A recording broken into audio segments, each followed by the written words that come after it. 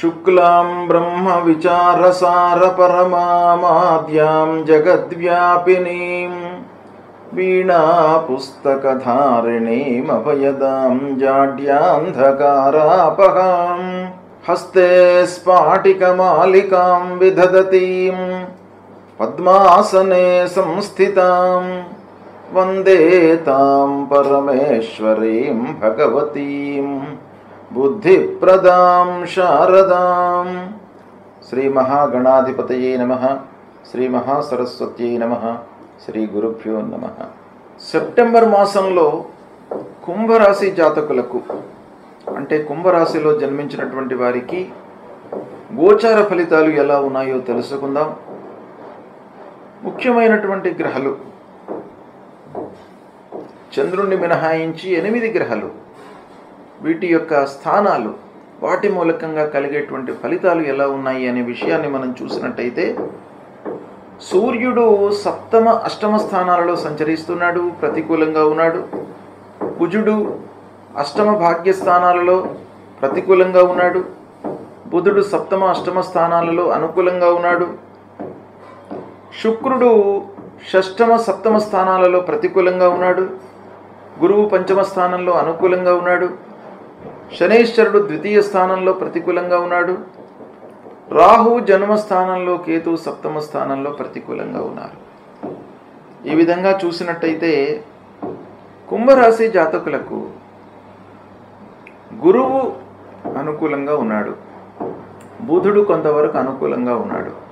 మిగతా గ్రహాలన్నీ కూడాను ప్రతికూలంగా ఉన్నాయి.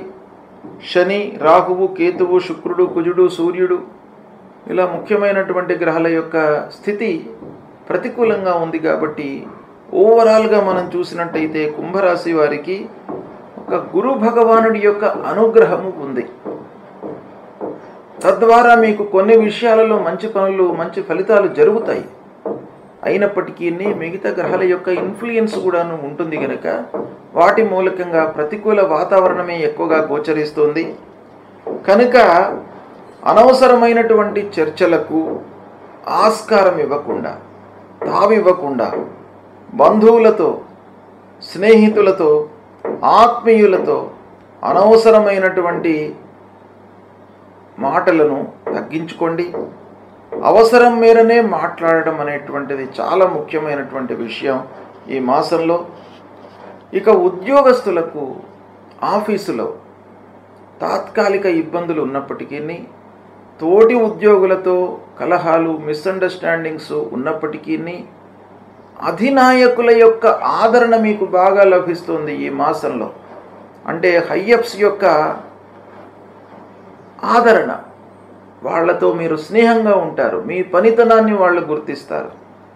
కాబట్టి హైయప్స్ యొక్క అనుకూలత మీకు ఉంది కనుక దాన్ని మీరు ఉపయోగించుకున్నట్టయితే, దాన్ని మోల్డ్ చేసుకున్నట్టయితే మీరు చాలా విషయాలలో అద్భుతమైనటువంటి ఫలితాలను పొందే అవకాశం ఉంది. ఇక తోటి ఉద్యోగస్తులతో మట్టుకు కొంత మనస్పర్ధలు, మిస్అండర్స్టాండింగ్స్ ఉన్నాయి. అది కూడాను చాలా ముఖ్యమైనటువంటి విషయమే. పక్కవాడితో ఎప్పుడూ కలహాలు ఉన్నట్టయితే మనకు అధినాయకులు ఆదరణ ఉన్నప్పటికీ మనశ్శాంతి లేకుండా ఉంటుంది. కాబట్టి మన పక్కన కూర్చొని మనతో పనిచేస్తున్నటువంటి వాళ్లతో మీరు కొంత జాగ్రత్తగా ఉండాలి. ఇక కార్పొరేట్ సంస్థలలో పనిచేస్తున్నటువంటి వాళ్ళు, సాహిత్య రంగంలో ఉన్నటువంటి వాళ్ళు, బ్యాంకింగ్ సెక్టార్లో ఉన్నటువంటి వాళ్ళు, వీళ్ళందరికీ కూడాను ఈ మాసం అనుకూలిస్తుంది. పైవారి యొక్క ఆదరణ లభిస్తుంది, మీ పనితనానికి గుర్తింపు లభిస్తుంది. ఇక ఇంటిలో అనవసరమైనటువంటి చర్చల మూలకంగా కొంత ప్రశాంతత లోపించే అవకాశాలు ఉన్నాయి. కనుక ఇంటిలో మీరు అనవసరమైనటువంటి విషయాలను డిస్క్లోజ్ చేయకుండా, పిల్లలతో కానివ్వండి, భార్యతో కానివ్వండి, కుటుంబ పెద్దలతో కానివ్వండి, అనవసరమైనటువంటి విషయాలను అందరితో చెప్పి అనవసరంగా చర్చించడం మూలకంగా ప్రశాంతత లేకుండా పోతుంది అంతే. కానీ మీకు ఆ చర్చల మూలకంగా ఏమి సొల్యూషన్ దొరకదు ఈ సమయంలో. కనుక 14వ తారీఖు వరకు కొంత జాగ్రత్తగా ఉండండి. 14 తర్వాత కొంత తగ్గుముఖం పడుతుంది వాతావరణము, ఇంటి వాతావరణం మీకు కొంత అనుకూలత ఉండే అవకాశాలు ఉన్నాయి. అయితే డబ్బు చేతిలో లేకపోవడం, డబ్బు విషయంలో కొంత ఇబ్బందులు ఈ మాసంలో కనబడుతున్నాయి. ఆర్థికపరమైనటువంటి సమస్యలు, చేతిలో సమయానికి డబ్బు లేకపోవడంతో ముఖ్యమైనటువంటి పనులు పోస్ట్పోన్ అవుతాయి. ముఖ్యమైనటువంటి పనులు ప్రారంభించి మధ్యలో ఆగిపోవడం కానీ, ఆర్థికపరమైనటువంటి సమస్యల మూలకంగా ముందు స్టెప్స్ మనం తీసుకోలేకుండా ఉండేటువంటి స్థితి ఏర్పడే అవకాశాలు ఉన్నాయి. కనుక తద్వారా మీ లోపల కొంత అసంతృప్తి, పని ప్రారంభిస్తాం సంతోషంతో ఉత్సుకతో ప్రారంభిస్తాం, కానీ ఆ పని ఆర్థిక సమస్యల మూలకంగా, డబ్బు లేకపోవడం మూలకంగా మధ్యలో ఆగిపోయింది అనుకోండి, అప్పుడు ఉన్నటువంటి ఆవేదన, అసంతృప్తి చాలా ఉంటుంది. కాబట్టి మీరు ప్రారంభించే కంటే ముందే దానిని అన్ని రకాలుగా బేరీజ్ వేసుకోండి. ఆటంకాలు ఏమైనా రావడానికి ఆస్కారం ఉందా? ఆర్థికపరమైనటువంటి ఇబ్బందులు ఏమైనా వస్తాయా? మనకు తోచిన మేర, మన బుద్ధికి అందేంత వరకు మీరు ఆలోచించి ప్రయత్నాలు చేసినట్టయితే కొంతవరకు మీరు అధిగమించేటువంటి అవకాశాలు ఉన్నాయి. ప్రయాణాల మూలకంగా కొంత ఇబ్బందులు గోచరిస్తున్నాయి. తద్వారా అలసట, అనారోగ్య సమస్యలు తలెత్తే అవకాశాలు కూడాను ఉన్నాయి. ఆలోచనలను సత్వరంగా అమలు చేయడం చాలా విషయాలకు పరిష్కారం అవుతుంది. కనుక మీకు ఒక మంచి ఆలోచన స్ఫురించినట్టయితే దాన్ని ఇమ్మీడియట్గా మీరు అమలు చేయండి. మంచి ఆలోచనను తాత్సారం చేసినట్టయితే మళ్ళీ మనము అమలు చేసేటువంటి సమయంలో మనకు పరిస్థితి ఎలా ఉంటుందో మనం చెప్పలేం. కనుక మంచి పని, మంచి ఆలోచన చేసేటప్పుడు మీరు దాన్ని పోస్ట్పోన్ చేసుకోకండి. కాలానికి అనుగుణంగా మీరు నిర్ణయాలు తీసుకోండి. ఇక పిల్లల చదువు విషయం ఆలోచించినట్టయితే ఈ మాసంలో పిల్లల చదువు విషయంలో మీరు మంచి నిర్ణయాలు తీసుకుంటారు. వాళ్ళను ఒక మంచి స్థాయిలో ఉండాలి అనేటువంటి ఒక భావన మీ లోపల ఏర్పడుతుంది. వాళ్ళను మంచి సంస్థలో చేర్పించడానికి కావలసినటువంటి ప్రయత్నాలు, అందరి సహాయ సహకారాలు, అనుభవజ్ఞుల యొక్క సూచనలను తీసుకుంటారు. తదనుగుణంగా వాళ్ళను ఒక మంచి స్థితిలో, మంచి సంస్థ లోపల మీరు ఉంచుతారు. అలా పిల్లల విషయంలో మట్టుకు ఈ సెప్టెంబర్ మాసంలో మీకు బాగా అనుకూలత ఉంది. దానికి అనుగుణంగా విద్యార్థులు మీరు కూడాను కొంత మనస్సు నిలిపి ప్రయత్నాలు చేయండి. మనస్సు నిలిపి చదవండి. ఏకాగ్రతతో మీరు చేసే ప్రయత్నాలను చేయండి. తప్పకుండా విద్యార్థులు మంచి రిజల్ట్స్తో మీరు ఉత్తీర్ణులవుతారు. మంచి మార్కులతో బయటకు వస్తారు. ఇది చాలా సుగమమైనటువంటి, అనుకూలమైనటువంటి మాసం. ఇక ఉద్యోగ ప్రయత్నాలు కలిసి వస్తాయి. తాత్కాలికంగా కొన్ని ఇబ్బందులు ఉన్నప్పటికీ చదువు పూర్తయి ఉద్యోగ ప్రయత్నంలో ఉన్నటువంటి వారికి ఉద్యోగం లభించే అవకాశం 100% ఉంది. ఈ మాసంలో శుభకార్యాలను చేస్తారు, శుభకార్యాలకు వెళుతారు. ఇక చేతిలో ఉన్నటువంటి వ్యాపారం మట్టుకు లాభసాటిగా కొనసాగుతుంది. కొత్త వ్యాపారము ప్రారంభించేటప్పుడు మట్టుకు కొంత జాగ్రత్తలు తీసుకోండి. 1కి 4 సార్లు ఆలోచించండి. డబ్బు, రాబడి, ఖర్చులు వీటన్నిటినీ కూడాను బేరీజు వేసుకొని వ్యాపారం ప్రారంభించడం చాలా మంచిది. లేదా కొత్త వ్యాపారం కొన్ని రోజుల వరకు పోస్ట్పోన్ చేసుకోవడం కూడాను మంచిది. ఈ గ్రహస్థితి మూలకంగా చేతిలో ఉన్న వ్యాపారంపై మనస్సు నిలపండి. వ్యాపారస్తులు కూడాను సంతృప్తిగా ఉంటారు, ఉద్యోగస్తులు సంతృప్తిగా ఉంటారు, అనుకున్న పనులు నెరవేరుతాయి. ఇలా ఈ సెప్టెంబర్ మాసంలో కుంభరాశి వారికి కొన్ని విధాలుగా అనుకూలమైనటువంటి ఫలితాలు గురు మూలకంగా ఉన్నాయి. ఇక మిగతా కార్నర్స్లో కొన్ని ఇబ్బందులు ఉన్నాయి. వాహనం మూలకంగా, భూముల మూలకంగా, రియల్ ఎస్టేట్ రంగంలో ఉన్నటువంటి వీళ్లకు కొన్ని ఇబ్బందులు ఉన్నప్పటికీ పనులు జరిగే అవకాశాలు కూడా ఉన్నాయి. కాబట్టి మనస్సు నిలపండి, పనులు చేయండి, సత్ఫలితాలను పొందుతారు. గ్రహస్థితి ప్రతికూలంగా ఉన్నప్పుడు మనము కొన్ని పరిహారాలను చేసుకోవడము చాలా మంచిది. ఈ పరిహారాలు అనంటే వ్యక్తిగతంగా కొన్ని మనం చేసుకోవడము, కొన్ని కార్యక్రమాలు, జపాలు, హోమాలు, తర్పణాలు ఇవి చేయడము రెండవ విధి. మొదటి కర్తవ్యము మనం చేసుకోవడం చాలా ముఖ్యమైనటువంటిది. రాశిపరంగా లేదా వ్యక్తిగత జాతకంలో గ్రహస్థితి ప్రతికూలంగా ఉన్నప్పుడు, ఏ గ్రహాలు ప్రతికూలంగా ఉన్నప్పుడు ఏం చేసుకోవాలి అనేటువంటి విషయాన్ని మీకు తెలియజేస్తాను. సూర్యుడు ప్రతికూలంగా ఉన్నప్పుడు, అంటే రాశి పరంగా మనము జన్మించినటువంటి రాశి పరంగా సూర్య భగవానుడు 1, 2, 4, 5, 7, 8, 9, 12 ఈ స్థానాలలో సంచరిస్తున్నప్పుడు సాధారణంగా మనకు సూర్యుడికి సంబంధించినటువంటి ఫలితాలు ప్రతికూలంగా ఉంటాయి. కనుక ఆ సూర్య భగవానుణ్ణి ప్రీతి చేసుకోవడానికి, సూర్యుడి మూలకంగా కలిగేటువంటి ఫలితాలను నిర్వీర్యం కావడానికి, అనుకూలంగా మనం మోల్డ్ చేసుకోవడానికి ఏం చేయాలి? సూర్యుడికి సంబంధించినటువంటి మూలమంత్రాన్ని మీరు నిత్యం పఠించడము, శివాభిషేకం చేయడము. శివుడు ఐశ్వర్యకారకుడు, అన్ని విధాలుగా మనను కాపాడేటువంటి భగవంతుడు. ఆ పరమశివుడు గనక ఆరోగ్యాన్ని ఇచ్చేటువంటి వాడు, ఆయుర్దాయాన్ని ఇచ్చేటువంటి వాడు, ఐశ్వర్యాన్ని ఇచ్చేటువంటి వాడు, అన్ని రకాలుగా మనను కాపాడేటువంటి భగవానుడు ఆ పరమశివుడు గనక ఆ పరమశివుణ్ణి మీరు ప్రతినిత్యము గుడికి వెళ్ళడము, అభిషేకము చేసుకోవడము, బిల్వదళము సమర్పించి ఆ భగవంతుణ్ణి వేడుకోవడము, ఇది ప్రధానంగా మీరు చేసుకోవలసింది. ఎర్రని పూలతో మీరు పూజ చేయండి, సూర్య నమస్కారాలు చేయండి.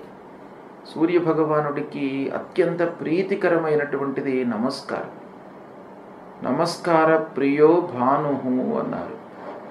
కాబట్టి కేవలము సూర్యుడికి నమస్కారం చేయడం మూలకంగానే మీకు అనుగ్రహాన్ని ఇస్తాడు.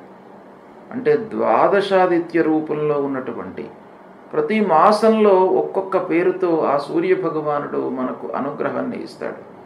కనుక సూర్యుడిని ప్రీతి చేసుకోవడానికై మీరు 12 మార్లు సూర్య నమస్కారం చేయండి. సూర్య నమస్కారం చేసినప్పుడల్లా భూమికి కూడాను నమస్కారం చేసుకోండి.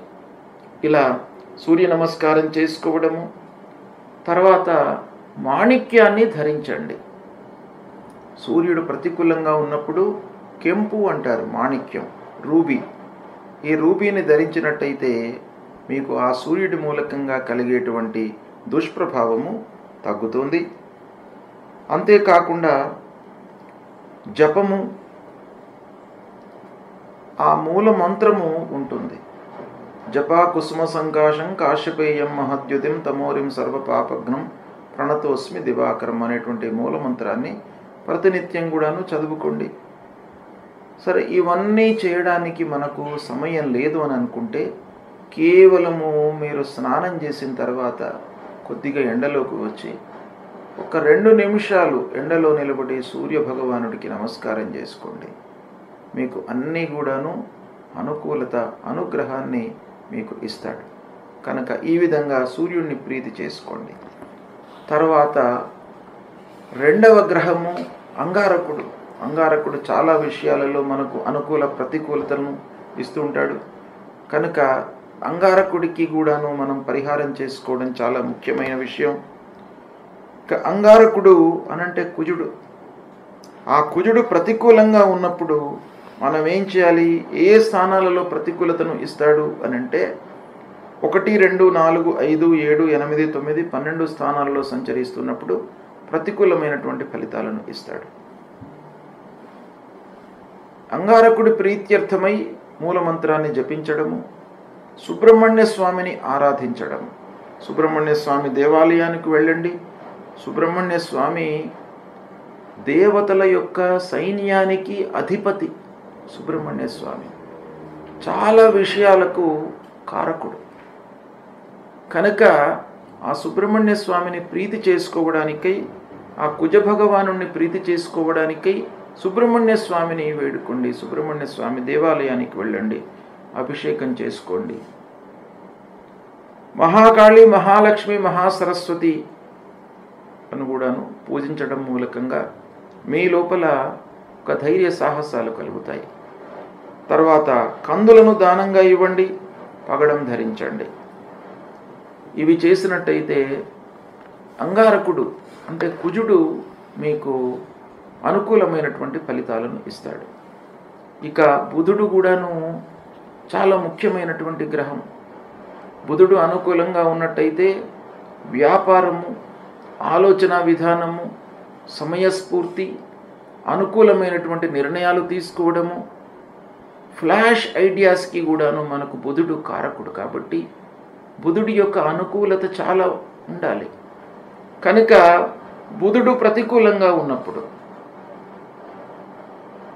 మనము మూలమంత్రాన్ని జపించడము లేదా విష్ణువును పూజించడము, ఆ శ్రీమన్నారాయణుణ్ణి పూజించడం మూలకంగా మీ లోపల స్థిరత్వం కలుగుతుంది. సమయానుకూలంగా మీరు నిర్ణయాలు తీసుకోగలుగుతారు. మీ లోపల ఆ సమస్యకు సంబంధించినటువంటి పరిష్కార మార్గాన్ని ఆ భగవంతుడు మీకు ఇస్తాడు. కాబట్టి విష్ణువును పూజించండి, విష్ణు సహస్రనామాలు పఠించండి, పచ్చటి పూలతో పూజించండి, పెసళ్ళు దానం ఇవ్వండి. తర్వాత మూలమంత్రాన్ని నిత్యం కూడాను పఠించండి. ఇవి చేయడం మూలకంగా మీకు బుధుడు అనుకూలిస్తాడు, అనుకూలమైనటువంటి ఫలితాలను ఇస్తాడు. ఇక ముఖ్యమైనటువంటి గ్రహము, చాలా విషయాలలో ప్రభావాన్ని చూపించేటువంటి గ్రహము గురుగ్రహము. ఈ గురువు అనుకూలంగా ఉన్నట్టయితే అద్భుతాలు జరుగుతాయి, ప్రతికూలంగా ఉన్నట్టయితే మీకు ఆలస్యము, ఆటంకాలు, సమయానికి కాకపోవడము, మధ్యలో వదిలిపెట్టడము, ఇలాంటివి ఎన్నెన్నో మీకు ఇబ్బందులకు కారకుడు గురువు. కాబట్టి ఆ గురువు ప్రీతి కొరకై, గురువును ప్రీతి చేసుకోవడానికై మూలమంత్రాన్ని పఠించండి. దేవానాంచ ఋషీణాంచ గురుం కాంచన సన్నిభం వందనీయం త్రిలోకానం తం నమామి బృహస్పతిం అనేటువంటి మూలమంత్రాన్ని పఠించండి. తర్వాత సద్గురువులను సందర్శించుకోండి, ఆధ్యాత్మికవేత్తలతో మాట్లాడండి, దైవిక కార్యక్రమాలలో పాల్గొనండి, సమాజానికి హితము చేసేటువంటి పనులను చేయండి. నలుగురికి దానం చేయడము, అన్నదానం చేయడము, వస్త్రదానం చేయడము, విద్యాదానం చేయడము, ఇలాంటివి మీరు చేసినట్టయితే ఆ గురువు ప్రీతి చెంది మీకు అనుగ్రహాన్ని కలిగిస్తాడు. దక్షిణామూర్తిని పూజించండి, దత్తాత్రేయ స్వామిని కొలవండి. పసుపువచ్చ వస్త్రంలో, పచ్చటి వస్త్రంలో శనిగలు ఉంచి దానమివ్వండి. కనక పుష్యరాగాన్ని ధరించండి. ఈ విధంగా చేసినట్టయితే గురు భగవానుడు ప్రీతి చెందుతాడు. ముఖ్యంగా గురువును ప్రీతి చేసుకోవడానికై సద్గురువులను సందర్శించడము, మాతాపితృవులను సేవించడము, ఇవి చాలా ముఖ్యమైనటువంటివి. తల్లిదండ్రులను మీరు సేవించండి, గురు భగవానుడి యొక్క అనుగ్రహం మీకు లభిస్తుంది. సద్గురువులను, ఆధ్యాత్మికవేత్తలను, సమాజం కొరకే వాళ్ళ జీవితాన్ని అంకితం చేసినటువంటి మహానుభావులు ఉంటారు, వాళ్ళను దర్శించుకోండి. వాళ్ళ మూలకంగా మీకు ఆ గురువు యొక్క అనుగ్రహం లభిస్తుంది. ఇక శుక్రుడు మనకు ఆనందాన్ని, సౌఖ్యాన్ని, కావలసినటువంటి వస్తువులను, వస్త్రాలను, ప్రశాంతతను ఇచ్చేటువంటి గ్రహము శుక్రగ్రహము. ఈ శుక్రగ్రహము మీకు ప్రతికూలంగా ఉన్నప్పుడు మూలమంత్రాన్ని జపించండి. పార్వతీదేవిని, లక్ష్మీ అమ్మవారిని కొలవండి. తెల్లటి పూలతో మీరు పూజించండి అమ్మవారిని. అమ్మవారు ప్రీతి చెంది మీకు కావలసినటువంటి అన్ని సదుపాయాలను కూడాను మీకు అనుగ్రహిస్తారు. తెల్లని వస్త్రము, తర్వాత బొబ్బర్లు, ఇవి దానంగా ఇవ్వండి.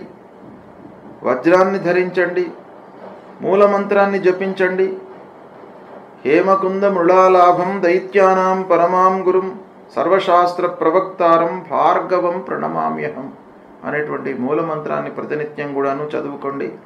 మీకు అనుగ్రహాన్ని పొందుతారు శుక్రుడి మూలకంగా. ఇక శనీశ్వరుడు చాలా విషయాలలో ప్రభావాన్ని చూపించేటువంటి గ్రహం. ఈ శని గ్రహము డైరెక్ట్గా మనకు డబ్బుపై, ఆదాయంపై, ఖర్చుపై, మన శ్రమపై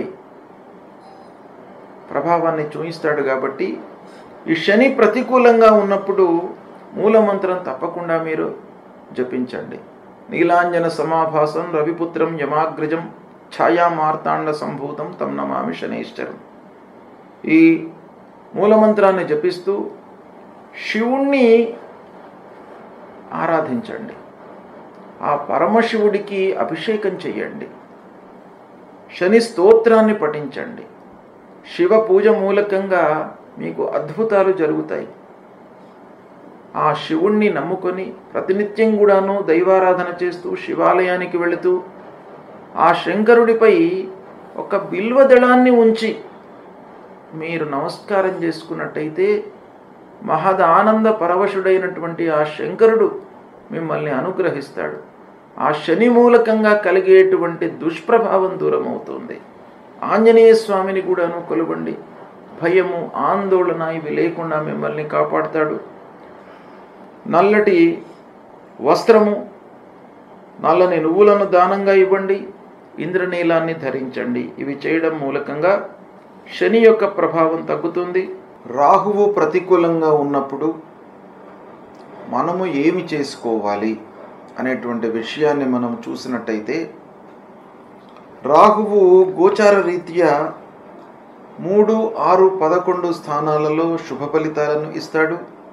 మిగతా అన్ని స్థానాలలోనూ ప్రతికూలమైనటువంటి ఫలితాలు ఇస్తాడు. అంటే రాహువు ఇచ్చేటువంటి ప్రతికూల స్థానాలు 1, 2, 4, 5, 7, 9, 10, 12 ఈ స్థానాలలో రాహు సంచరిస్తున్నప్పుడు మనకు గోచార రీత్యా ప్రతికూలమైనటువంటి ఫలితాలను ఇస్తాడు. గనక రాహు ప్రీత్యర్థమై, రాహు యొక్క అనుగ్రహం కొరకై మూలమంత్రాన్ని మనం పఠించడము, జపించడము. రాహు మూలమంత్రం అర్ధకాయం మహావీర్యం చంద్రాదిత్య విమర్ధనం సింహికా గర్భసంభూతం తం రాహుం ప్రణమామ్యహం. ఈ మూలమంత్రాన్ని ప్రతినిత్యం కూడాను జపించడము, దుర్గామాతను పూజించడము.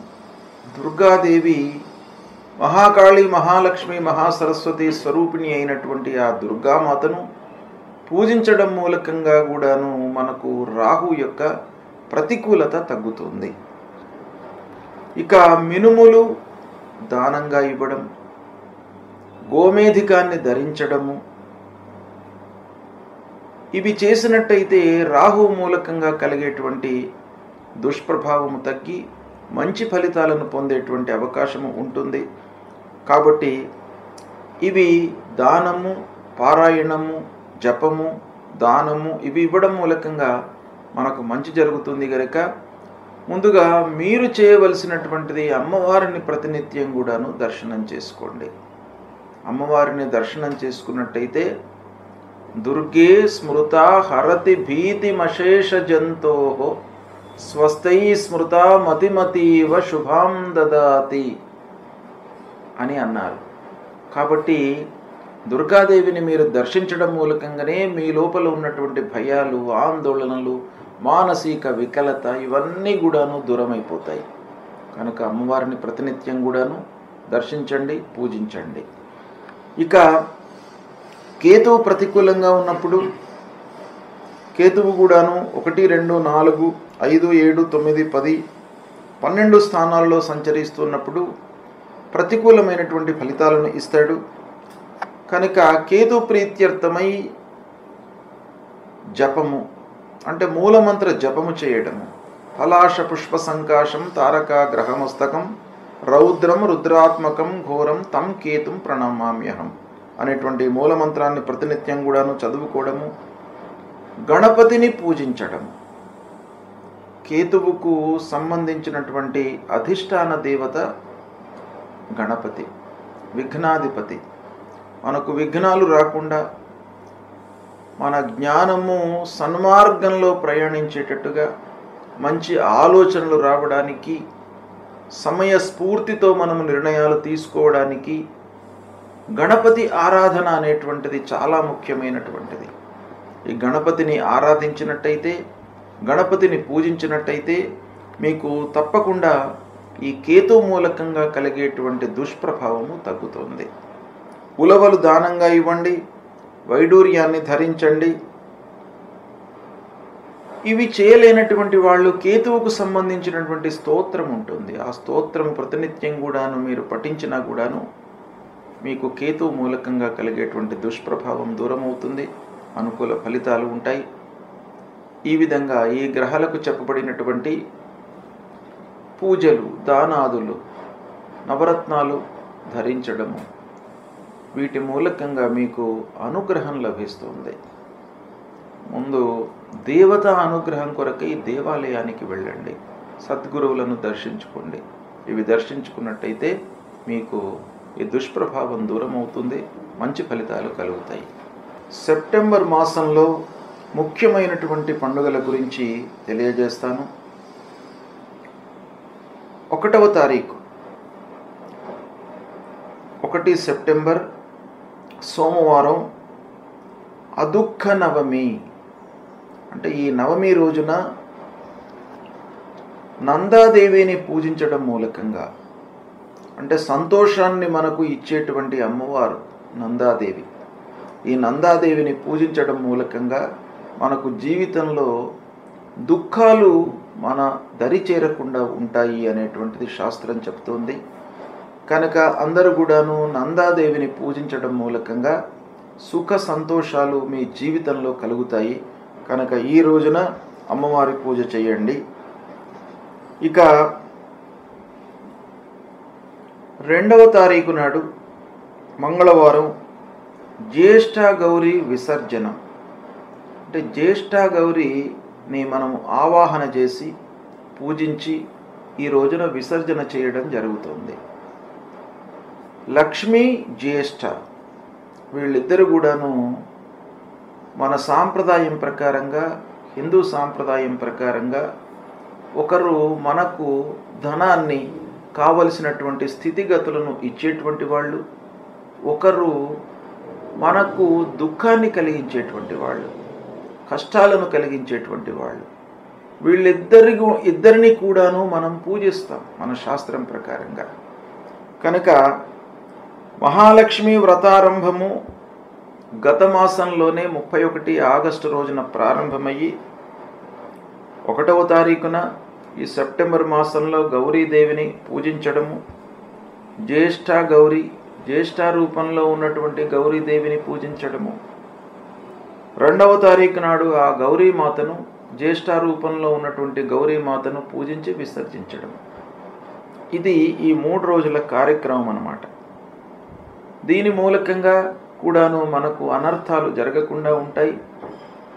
లక్ష్మి రావడము, వచ్చినటువంటి లక్ష్మి మనకు స్థిరంగా ఉండడానికి ఇది ఈ పూజా విధానము, ఈ ఆరాధన ఉపయోగపడుతుంది. ఇక 3వ తారీఖు బుధవారం సర్వేషాం పరివర్తిని ఏకాదశి. ఈ ఏకాదశి చాతుర్మాస్యాల లోపల వస్తుంది. మనకు భాద్రపద మాసంలో వచ్చేటువంటి ఏకాదశి చాలా పరివర్తనను తీసుకువస్తుంది మన జీవితంలో. కనుకనే ఈ ఏకాదశికి పరివర్తన ఏకాదశి అని మనకు శాస్త్రంలో చెప్పబడి ఉంది. అంటే ఈ ఏకాదశి రోజున ఉపవాసం చేసి ద్వాదశి రోజున పారణ చేసినట్టయితే మనకు మన జీవితం లోపల పరివర్తన జరుగుతుంది. అంటే అంతకు ముందు ఉన్నటువంటి విధానం నుండి ఒక సుఖమయమైనటువంటి జీవిత విధానంలోకి మీరు పరివర్తన చెందడానికి ఈ ఏకాదశి అనేటువంటిది మీకు ఉపయోగపడుతుంది. కనుక దీన్ని మీరు ఆచరించండి. ఇక 4వ తారీఖు గురువారం వామన జయంతి. వామన జయంతి, వామనుడు దశావతారాల లోపల అవతారం. ఈ వామనుణ్ణి పూజించడం మూలకంగా అనర్థాలన్నీ కూడాను దూరమవుతాయి, అత్యాశలకు తావు లేకుండా ఉంటుంది. కాబట్టి ఈ వామనుణ్ణి మనము ఈ రోజున పూజిస్తాం. తర్వాత భువనేశ్వరి మాత యొక్క జయంతి కూడాను ఇదే రోజు అవుతుంది. ఆ భువనేశ్వరి మాత అనుగ్రహం మూలకంగా మనకు అన్ని రకాల సౌకర్యాలు, సుఖాలు జీవితంలో కలుగుతాయి కనుక ఈ రోజున భువనేశ్వరి మాతను కూడాను పూజిస్తాం. ఇదే రోజు నుండి చాతుర్మాస్య దీక్షను పాటిస్తున్నటువంటి వాళ్ళు క్షీరాన్ని అంటే పాలను త్యజిస్తారు. ఈ రోజున దధి దానంగా ఇస్తారు, అంటే పెరుగు దానం చేసి క్షీరాన్ని వర్జిస్తారు. చాతుర్మాస్యాలలో ఒక్కొక్కటి వదిలిపెట్టి ఒకదాన్ని దానంగా ఇవ్వడం అనేటువంటిది మన శాస్త్రంలో ఉంది. ఇక 6వ తారీఖు శనివారం గణేష నిమజ్జనం. అనంత చతుర్దశి రోజున గణేశుణ్ణి మనము నిమజ్జనం చేయడము శాస్త్ర విహితంగా ఉంది.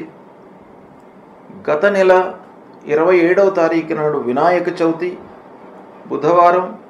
ఆ రోజున వినాయకుణ్ణి మనం స్థాపన చేసి షోడశోపచార పూజలు చేసి నైవేద్యము ఉండ్రాళ్ళు సమర్పించి చంద్రోదయం వరకు చంద్రుణ్ణి మనము చూడకుండా, అంటే చంద్ర దర్శన నిషేధము మనకు వినాయక చవితి రోజున ఉంటుంది. రాత్రి 9 వరకు చంద్రుణ్ణి చూడకుండా ఉండాలి, దాని తర్వాత చూడవచ్చు. ఆ లోపల ఒకవేళ చంద్రుణ్ణి మనం చూసినట్టయితే అనవసరమైనటువంటి నిందలకు విమర్శలకు గురి అవుతారు అనేటువంటిది మనకు శాస్త్రం చెప్తుంది. ఆ రోజున మనము స్థాపన చేసినటువంటి వినాయకుడిని ప్రతినిత్యం కూడాను షోడశోపచార పూజ చేసి నైవేద్యము సమర్పించి ఆ గణపతి విఘ్నరాజు యొక్క అనుగ్రహాన్ని పొంది మళ్ళీ గణేశుణ్ణి 6వ తారీఖు శనివారం రోజున నిమజ్జనం చేయడం అనేటువంటిది మన శాస్త్రంలో ఉంది. ఇది ప్రధానంగా అనంత చతుర్దశి రోజున గణేష నిమజ్జనం అనేటువంటిది మనం జరుపుతాం. అదే రోజున అనంత పద్మనాభ స్వామిని పూజిస్తాం. అనంత పద్మనాభ స్వామి యొక్క వ్రతము ఆ రోజున ఆచరిస్తాం. ఇక 7వ తారీఖు నాడు ఆదివారము చంద్రగ్రహణము ఉంది, ఖగ్రాస చంద్రగ్రహణం. ఈ గ్రహణము రాత్రి 9:57 నుండి రాత్రి 1:27 వరకు ఉంది. ఇది సంపూర్ణ చంద్రగ్రహణము.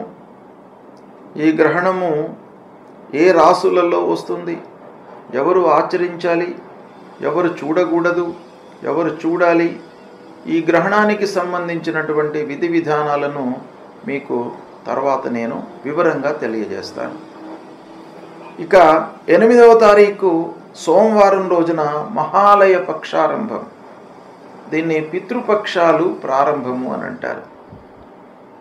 అంటే మనను పెంచి పెద్ద చేసి మనకు జీవితాన్ని జన్మను ప్రసాదించినటువంటి తల్లిదండ్రులకు వారిని ఉద్దేశించి వాళ్ళు జన్మ మనకు ఇవ్వడం మూలకంగా మనము ఈ స్థితిలో ఉన్నాం కనుక తల్లిదండ్రులు జీవించి ఉన్నంత వరకు వాళ్లకు సపర్యలు చేస్తూ దేహత్యాగం చేసిన తర్వాత వాళ్ళ విషయమై తర్పణాలు, పిండ ప్రదానాలు, దానాదులు ఇవన్నీ కూడాను చేయడము ఈ మహాలయ పక్షం లోపల మనకు శాస్త్రం చెప్పింది గనక మహాలయ పక్షారంభము 8వ తారీఖు సోమవారం నాడు ప్రారంభమవుతుంది.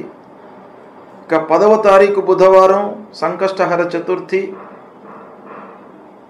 అన్ని కష్టాలను దూరం చేసేటువంటి ఆ మహాగణాధిపతికి ఈ రోజున ఉపవాసము ఉండి రాత్రి 8:14 వరకు ఉపవాసాన్ని ఆచరించి తదనంతరము భోజనం చేయడం ద్వారా ఆ గణపతి సంతృప్తి చెంది మీకు కష్టాలు కలగకుండా చూస్తాడు, అనుగ్రహిస్తాడు. కనుక సంకష్టహర చతుర్థి వ్రతాన్ని ఆచరించండి. ఇక తరువాత మళ్ళీ ముఖ్యమైనటువంటి పండుగ 19వ తారీఖు శుక్రవారం మాస శివరాత్రి. ప్రతి మాసం లోపల కూడాను అమావాస్య కంటే ముందు పరమశివుడికి అత్యంత ప్రీతికరమైనటువంటి రోజు మహాశివరాత్రి. అందులో ప్రతి నెలకొక్కసారి వచ్చేటువంటిది మాస శివరాత్రి. ప్రతి మాసంలో అమావాస్య కంటే ముందు వస్తుంది కనుక మాస శివరాత్రి అన్నాం. మహాశివరాత్రి అనేది సంవత్సరానికి ఒక మారు వస్తుంది. అయితే ఈ మాస శివరాత్రి రోజున ప్రదోషకాలం వరకు ఉపవాసం చేసి ప్రదోషకాలంలో శివుడికి ఆ పరమశివుణ్ణి అభిషేకించేసి బిల్వదళము సమర్పించి మనము భోజనం చేసినట్టయితే ఆ పరమశివుడు సంతృప్తి చెంది మనకు ఐశ్వర్యాన్ని ప్రసాదిస్తాడు అనేటువంటి శాస్త్రం చెప్తుంది కనుక ప్రతి మాస శివరాత్రి రోజున మీరు శివాలయానికి వెళ్ళండి, శివుణ్ణి దర్శించుకోండి, వీలైతే అభిషేకం చేయండి, లేదా అభిషేచనం చేసేటువంటి కార్యక్రమంలో పాల్గొనండి, అన్నదానం చేయండి. ఇక 20వ తారీఖు శనివారం మహాలయాంతర్గతంగా ఒక ప్రత్యేకమైనటువంటి దినం. ఎవరైతే అనూహ్యంగా యాక్సిడెంట్స్ లోపల ఎవరైతే గతిస్తారో వాళ్లను ఉద్దేశించి వాళ్ళ ప్రీత్యర్థమై చేసేటువంటి రోజు. అంటే వాళ్ళ ప్రీత్యర్థమై పిండ ప్రదానము, తర్పణాలు, శ్రాద్ధాదులు చేసేటువంటి దినం అన్నమాట. దీన్ని మనం ఏమంటాం? విషశస్త్రాదిహత జనానాం మహాలయ. అంటే విషము తీసుకోవడం మూలకంగా సూసైడ్ చేసుకున్నటువంటి వాళ్ళు, లేదా విష ప్రయోగం మూలకంగా గతించినటువంటి వాళ్ళు, శస్త్రాదులకు లోనై గతించినటువంటి వాళ్ళు, యాక్సిడెంట్స్ అయ్యి గతించినటువంటి వాళ్ళు, ఇలా ఊహించకుండా జన్మము అంటే ఆ పుట్టుక, ఆ జీవితము అర్ధాంతరంగా ఎప్పుడైతే ఉంటుందో అలాంటి వాళ్లకు ఈ రోజున మనం పిండ ప్రదానం చేయడం మూలకంగా వాళ్ళ మూలకంగా ఆ కుటుంబానికి హాని కలగకుండా వాళ్ళ యొక్క అనుగ్రహం లభిస్తుంది అని శాస్త్రం చెప్తుంది. ఇక 21వ తారీఖు ఆదివారం సర్వపితృ మహాలయ అమావాస్య.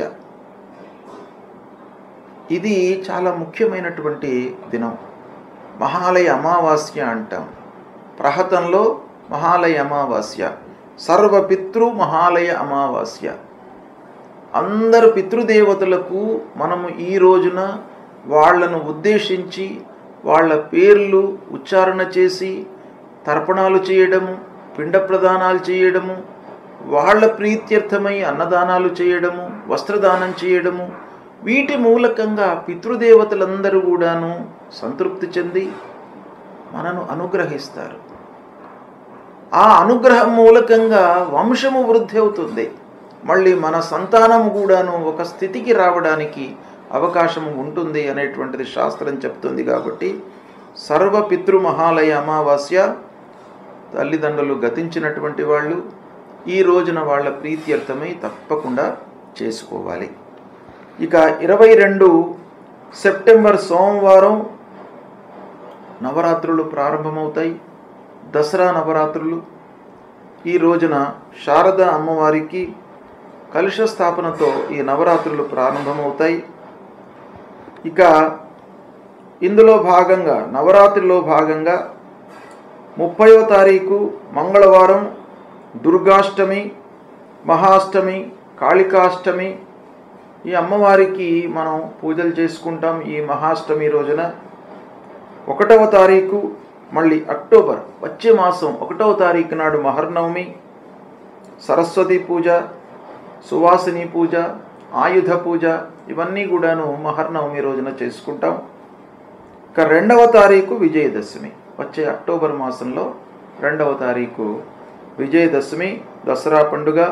ఈ రోజున అపరాజితాదేవి పూజ, తర్వాత సీమోల్లంఘనము అంటే ఉంటున్నటువంటి ఊరికి ఈశాన్య దిశలోకి వెళ్ళి అక్కడ శమీ వృక్షాన్ని పూజించడము, అపరాజితాదేవికి పూజించడము, నలుగురికి కలవడము, అందరి యొక్క పెద్దల అనుగ్రహము ఆశీర్వచనాలు తీసుకోవడం ఈ పండుగ రోజున మనకు శాస్త్రం చెప్పింది. ఇలా ఇవి ముఖ్యమైనటువంటి పండుగలు ఈ సెప్టెంబర్ మాసంలో ఉన్నాయి. వీటిని ఆచరించినట్టయితే మనకు పండుగలు ఏదో కాకతాళీయంగా చెప్పినటువంటివి కావు. ఋషులు దర్శించి వాటి యొక్క అనుభవాన్ని వాళ్ళు ఆ పండుగల యొక్క అనుభవంలోకి తీసుకొని అవి మానవాళికి మనకు అందించారు. అంటే మానవులందరూ కూడాను ఈ పండుగలు ఆచరించడం మూలకంగా ఒక సుఖమయమైనటువంటి జీవితాన్ని గడపాలి అనేటువంటి ఉద్దేశంతో వాళ్ళు దర్శించి మనకు సూచించినటువంటి పండుగలు. కాబట్టి ఆయా పండుగల లోపల శాస్త్రవిహితంగా ఏ దేవుడికి, ఏ అధిపతికి, ఎవరికి ఎలా చేయాలి అనేటువంటి విషయాన్ని తెలుసుకొని దాన్ని మీరు ఆచరించినట్టయితే మీకు ఉత్తమమైనటువంటి ఫలితాలు కలుగుతాయి. ఏ గ్రహాలు ఏ రాసులలో సంచరించినప్పటికీ, అష్టమ స్థానంలో ఉన్నప్పటికీ, ద్వాదశ స్థానంలో ఉన్నప్పటికీ, ఏ విధంగా ఉన్నప్పటికీ మీరు ఈ పండుగలను విధి విధానంగా ఆచరించి భగవంతుడి యొక్క అనుగ్రహాన్ని తీసుకొని పెద్దల యొక్క ఆశీర్వచనాన్ని పొందినట్టయితే మీకు అన్నీ కూడాను అనుకూలమైనటువంటి ఫలితాలే ఉంటాయి అని మన శాస్త్రం చెప్తుంది. ఇది ఋషి వచనం కాబట్టి ఇది తప్పకుండా మీరు పాటించండి. శుభం.